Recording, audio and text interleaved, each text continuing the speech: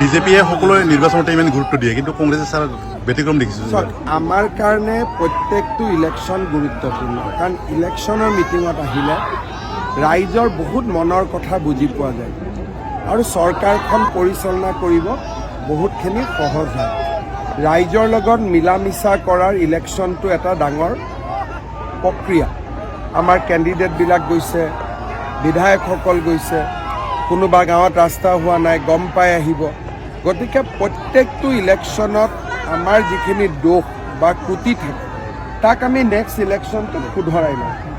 এই যে ইলেকশ্যনটোৰ প্ৰচাৰ চলিব, ইয়াৰ পিছত অতি কমেও ৬-৭খন মোৰ মিটিং হ'ব তেওঁলোকৰ লগত, যে ৰাইজক কি হ'ল, কোনটো ৰাস্তাৰ কথা ক'লে, কোনটো দলঙৰ কথা ক'লে, কোনটো আঁচনিৰ কথা ক'লে। তেনেকৈ অহা ১ বছৰত আমি আৰু শুধৰণি কৰিম।